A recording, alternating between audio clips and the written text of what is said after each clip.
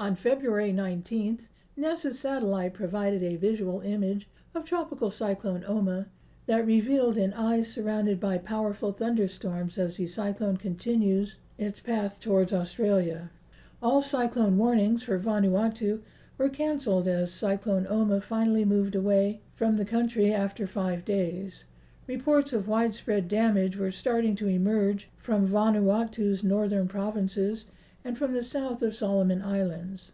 The heavy rain, strong winds, and storm surges uprooted trees, destroyed homes and food crops in Torba and Sanma Province. Approximately 76 households on the west coast of Santo have lost their food gardens to flooding and are likely to face food shortages. The storm, while only a Category 2, pulled 3 loops off the coast of the island of Santo late last week and then stalled near it for much of the weekend before finally moving away. Tropical Cyclone Oma is tracking towards Australia after grazing New Caledonia. Oma is moving south, and the Joint Typhoon Warning Center forecast calls for the storm to strengthen to 157 kilometers per hour. The storm will then become extratropical as it turns southeast. According to the Bureau, Oma appears most likely to approach southeast Queensland coast, and a crossing is possible at this weekend or next week. Differences between models make it difficult to tell how bad the impact will be and where. Meteorologists are looking at a landfall between Brisbane and Bundaberg, with the Sunshine Coast one area that could be hit hard.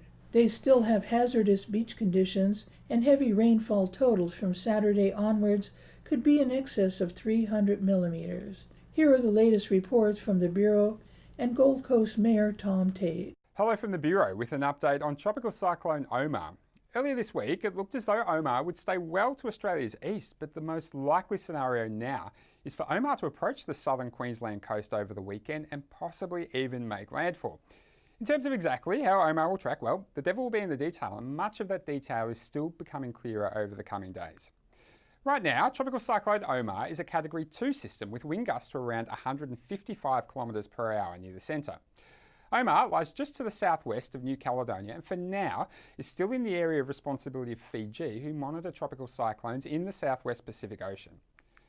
One possibility we talked about earlier this week was the potential for Cyclone Oma to move west into the Coral Sea on Wednesday, today, rather than stay well to the east. Well, that is the scenario we're looking at now. Currently around 1,010 kilometres to the northeast of Brisbane, Oma will continue tracking slowly towards the south-southwest over the next few days as a Category 2 system. Cyclones are always a challenge to forecast and often have a life of their own, particularly in the Coral Sea. That's why we include this grey shaded area around the official forecast track, which shows the range of possibilities still on the cards for how Cyclone Oma may move. Much of how Oma tracks as we head into the weekend will actually depend on the movement of this high pressure system to the south, centred near Tasmania. As the ridge of high pressure builds and jumps across into the Tasman Sea, we expect it to push Oma back towards the west-northwest towards the Queensland coast. It is very uncommon for tropical cyclones to move so far south and potentially impact along the southeast Queensland coast, but it's not unprecedented. In our history, we've even seen rare cyclones in New South Wales.